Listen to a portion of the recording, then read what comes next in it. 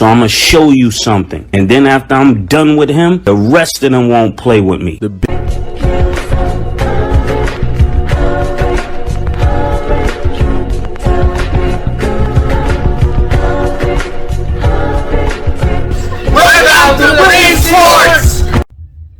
What's good, guys? Prince Sports here, coming at you with another one. Now, let's get this started. A lot of people would like to make you think that the San Antonio Spurs were just this big dynasty team. They were an unbeatable team in 2007, that the Cleveland Cavaliers stood no chance.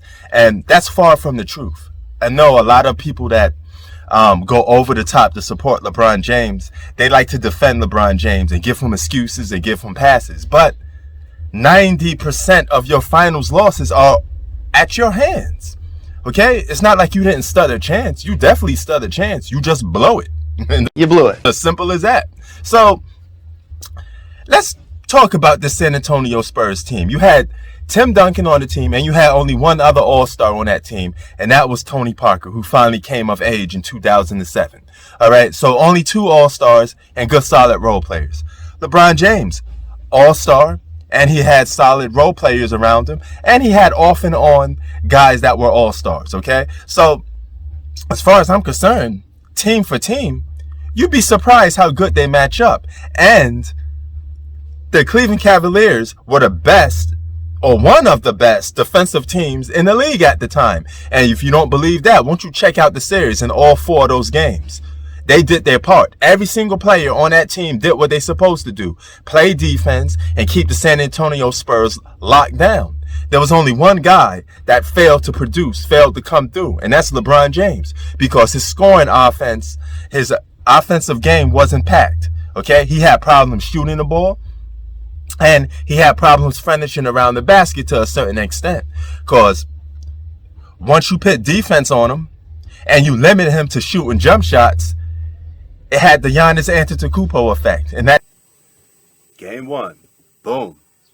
6 turnovers and 6 assists kind of canceled each other out. 4 for 16 in your first NBA Finals game is a disappointment. Period. Okay? If you dropped 28 or even 30 in your first Finals game, judging on how this game went, the Cavaliers would have won this game. You could have won all 4 of these games in these NBA Finals, so to speak. That's why I say if you put Kobe and Jordan in this, they close this out a little bit because they got the offensive skill set that LeBron James don't get. And I know you're going to sit there and come up with the excuse, LeBron's a pass-first player. No, he's not. You can't be a pass-first player, be in the all-time scorers list. It don't exist. That's ridiculous, okay? So you want a real pass-first player, you got to go to a guy like Jason Kidd, a John Stockton, all right? LeBron's not a pass-first player. You are a scorer. You're just not that great at it, okay? You're kind of one-way dimensional. And even today, your offensive game picked up, but still got a lot of clinks and chinks in the armor. Let's get back to it. There, LeBron takes a bad fadeaway jump shot off balance. It's not great skill set to pull off a shot. He actually traveled on this play right here and ends up getting blocked, brings it back. Look at what Greg Pop does. Got him figured out. This guy can't shoot. Again, breaking shots. These are contested mid-range jump shots. You should be able to pull these off. Jordan and Kobe were able to pull these off. Greater offensive skill set. Here's LeBron James, a little pump step, a little hezzy. Passes the ball, but it goes into a turnover. Now, this is what I'm talking about. The offensive skill set just not there. You could have helped put your team over the top in this series if you actually know what you're doing. That's a mid-range jump shot. All right, so you're only good at finishing at the basket from 0 to 3 feet. That basically is your offensive game, running people over. Bad shot. At that time, he couldn't shoot. Even to this day, he's still not a great shooter, but he's a more developed shooter now. But he's playing in the NBA Finals. This man goes 10 for 30. 9 for 21. Another game, 9 for 24. Stuff like that, right? So he had one of the worst field goal percentages in the NBA Finals for his career because this guy was jacking up shot after shot. And this is what led to the Lee Brick thing. You know, he can't shoot. it got highlighted in the NBA Finals because he was breaking too much shots. And you know the most funny part about this is that San Antonio Spurs team. A lot of those guys that were drafted in the 90s, played in the 90s, so they had 90s experience. And yes, that goes to show you, LeBron playing against 90s style defense, physical, you know, a little bit all up in your grill a little more, they would have gave LeBron James problems, especially for the first few years of his career, because offensively, the dude was just a one-trick pony. Now, these offensive blunders is what led to LeBron James losing in 2008. He pushed the Celtics to 7 games, couldn't get over the hump because he couldn't close out in the fourth quarter. That remained a big problem for him throughout his whole career.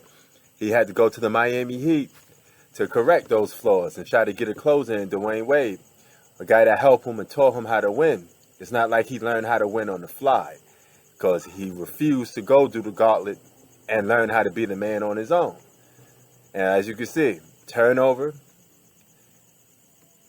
charging his way towards the basket, taking threes that make absolutely no sense, and you know that's not even your shot. And he had no effect in this series. Averaged 20 plus points, right? But no effect in the game whatsoever. Empty stats. Could run, bulldoze his way towards the basket and dunk, and that was it. Okay? 3 out of 4 of those games that was swept for the San Antonio Spurs sweeping the Cavaliers ended in 6 points or less. Game 3 ended in 3 points. Game 4 ended in a 1 point. So what does that tell you? The role players and the former All-Stars did their part. LeBron James couldn't close these games out. You play 75 cents worth of basketball, and you couldn't close the dang game out. You let people take food off your plate. They was licking food off your plate. That's why you lost that NBA Finals, or you could at least made it a more competitive Finals, okay? I'm not saying you would have won, but you definitely wouldn't have got swept. And you probably would have won if you was the most devastating player on the court, because those games ended so close. All you had to do is close those games out. You could have won 3 of those games. So 3 out of 4 of those games could have been in your favor, giving you a 3-1 lead. And you probably would have been able to close them out with a 3-1 lead, right? So if you replace LeBron James with a Kobe Bryant or Michael Jordan, they would have beat that San Antonio Spurs team. If there was the same scenario, same situation, because all they had to do was score and close the game out. And they're more than capable of getting their own shot off, better mid-range shooter, better finisher at the basket, better free throw shooter, everything, okay? Offensively, you had problems with those guys because they were too good offensively, especially one-on-one. So, no matter how you slice it, that is another hole in LeBron James' resume, or his abilities as a superstar or all-star, whatever you want to call it.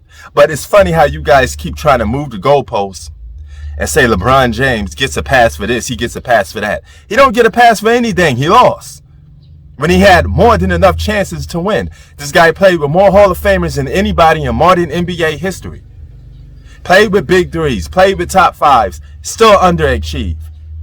Still went to the finals 10 times and lost more than he won. That is unacceptable. It's called underachieving. It's not like he didn't stand a chance. Even the dreaded 2018, okay? If he won game 1, we don't know where that series would have took place or how would it went. You know, for all you know, LeBron James could have probably went on a scoring tail, strike fear inside the Golden State Warriors, right? And they probably would have won that in 7 games. Who knows? But you would never know because he basically quit after game 1. That was a wrap. Okay? So, would've, could've, should've is the legacy of LeBron James's career. But you can't say that for a lot of other players because they scraped the plate. And when they were on a bigger stage, they maximized everything. They ate breakfast, lunch, dinner, and had dessert. LeBron James didn't do that. You gave away too many free food. You gave too many charity away. Okay? And that's your downfall, brother. And that's the reason why you will never ever be considered the GOAT. Period. All right? So this was done at a request somebody wanted me to break that game down for you. So there you go. There you have it. I'm out. Peace.